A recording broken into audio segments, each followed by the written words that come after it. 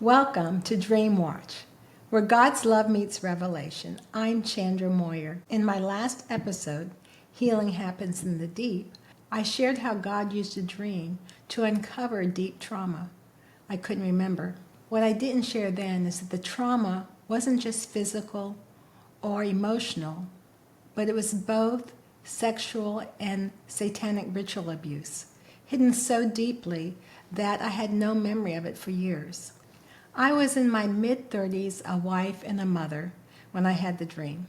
At the time, I had no idea what it meant, but I knew it was significant because of all the emotions that were involved in the dream. But years later, I realized it wasn't just a vivid dream. It was a prophetic roadmap for healing and deliverance. It foretold the emotional, spiritual, and psychological warfare I would go through to recover from trauma. It prophesied the journey through denial, dissociation, confrontation, and ultimate victory. If you haven't seen the last episode, I encourage you to go back and hear the dream in full. It was intense, emotional, and deeply prophetic. In it, I faced a terrifying serpent, hidden beneath murky waters, fought to rescue someone I loved, and was ultimately called to battle in the spirit. What I experienced in that dream before the memory surfaced was God's way of preparing me. This dream became a spiritual map, from buried pain through spiritual battle to breakthrough and freedom. Rather than retell the dream in full, I want to revisit a few of the symbols because they might just speak to your story too. The serpent in murky water represents the hidden trauma, demonic oppression that didn't want me to see or remember so I could stay captive. In my case, the lingering effects of child sexual trauma and satanic ritual abuse. And murky water symbolizes the dissociative memory, the emotional confusion, the disconnect that kept the truth hidden until God started to reveal it. Murky water symbolizes overwhelming emotions or pain we've pushed too deep to face. If you've dreamt of drowning or unclear waters, it might reflect emotions that feel too heavy to process on your own. And so I suggest you to get help. Find a good therapist, trauma therapist that can help you walk through this journey. Have you ever dreamed of falling or being in a place that suddenly gave way beneath you? Maybe your life looks stable on the outside, but underneath, something felt fragile. That's how it was for me. From all appearances, everything seemed fine. But from the emotional ground beneath me, my internal system was weak. So what part of your foundation feels shaky right now? The places where fear and pain or buried memories threaten to break through. The cheering behind the glass reminds me of Hebrews 12:1. You know, the cloud of witnesses that surround us. Though I couldn't see their faces clearly, I knew they were cheering me on. You know, it was as if heaven was bearing witness to the battle. I believe there are people on earth, intercessors, prayer warriors, lifting me up when I couldn't lift myself.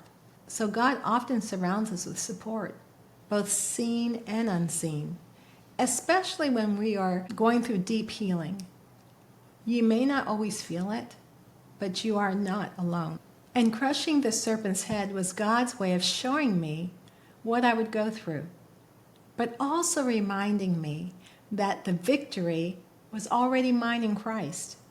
You see, Jesus had already defeated the serpent. Healing and deliverance was already paid for. What I had to do was walk with him through the process of bringing the truth into the light. Now, I have shared what these dream symbols meant in my life, but what about you? Have you had dreams of murky water, snakes, falling, or feeling trapped? These aren't just strange images. They could be invitations from God to go deeper, to uncover what's been hidden. This wasn't just a personal journey. I believe that the dream pointed to the calling God placed on my life, to fight for truth, for healing, and for justice, not only for myself, but for others. Later, I was diagnosed with dissociative amnesia and complex PTSD. Yet God was speaking before the diagnosis through that dream. He was preparing me for a time to face the truth so I could be set free. The serpent wasn't just symbolic, it was real. And Jesus showed me how to defeat it. God still speaks through dreams. Sometimes he uses them to bypass the defenses we've built up in childhood in order to survive. And he does this not to harm us, but to lovingly reveal what needs healing.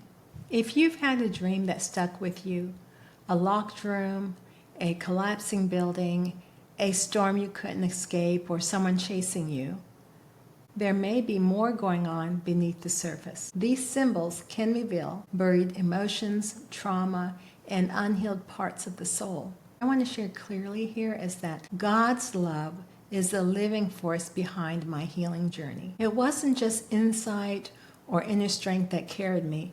It was his presence. The healing power of God's love is what kept me moving forward, offering comfort, restoration, and the courage to keep going. Without his love, I wouldn't have made it. But I also want to be honest about my journey. Alongside God's love, it was the steady, sacred work of trauma-informed therapy that helped me walk through the hardest parts. Healing came not just through revelation, but through counseling, support, and deep emotional processing.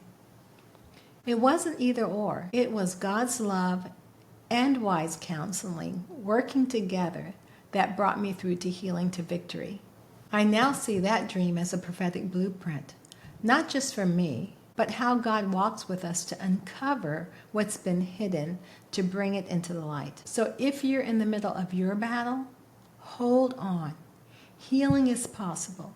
Deliverance is real. And the same God who revealed what was hidden is faithful to walk you through it step by step into healing. He's faithful to bring the right resources, the right therapists. If he did it for me, he can do it for you. If this story has stirred you or reminded you of a dream that you can't shake, share it in the comments. I'd love to hear from you.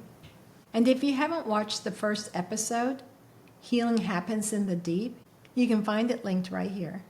Until next time, stay watchful, stay prayerful, and remember, God meets us in the places we least expect.